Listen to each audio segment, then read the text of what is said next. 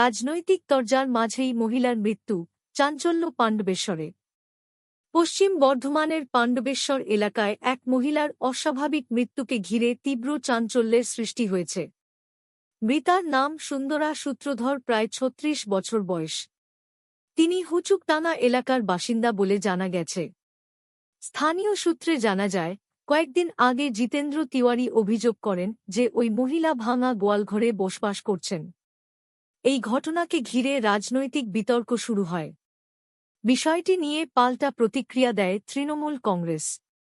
দলের পক্ষ থেকে একটি ভিডিও প্রকাশ করে দাবি করা হয়, মহিলার পাকা বাড়ি রয়েছে এবং ঘটনাটি উদ্দেশ্যপ্রণোদিতভাবে প্রচার করা হয়েছে। এরই মধ্যে শুক্রবার মহিলার ঝুলন্ত দেহ উদ্ধার হওয়ায় পরিস্থিতি আরও উত্তপ্ত হয়ে ওঠে। ঘটনাকে কেন্দ্র করে এলাকায় ভিড় জমায় স্থানীয় মানুষজন, তৈরি হয় তীব্র উত্তেজনা। খবর পেয়ে ঘটনাস্থলে পৌঁছান পাণ্ডবেশ্বরের বিধায়ক নরেন্দ্রনাথ চক্রবর্তী।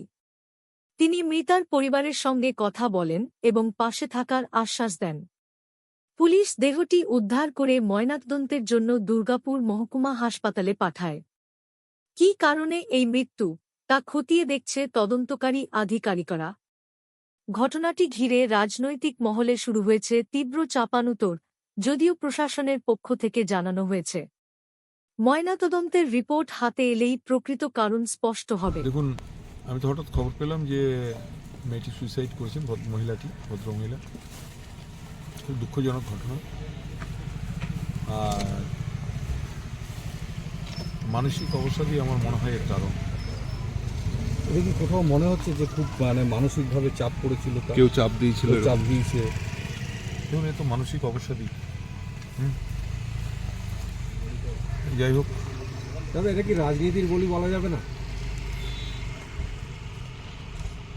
কি বলবো বলুন, আমি আমি আমি খুব সফট, খুব কষ্ট হয়েছে। যে বাড়িতে জিতেন্দ্র তিওয়ারি এসে দেখুন, এখন তো এটা পোস্টমর্টম হবে, হবে, পুলিশ বলতে পারবে। এইরকমভাবে প্রচারের জন্য কি এতটা নিচে নামা কি খুব দরকার ছিল? খুব দুঃখজনক ঘটনা।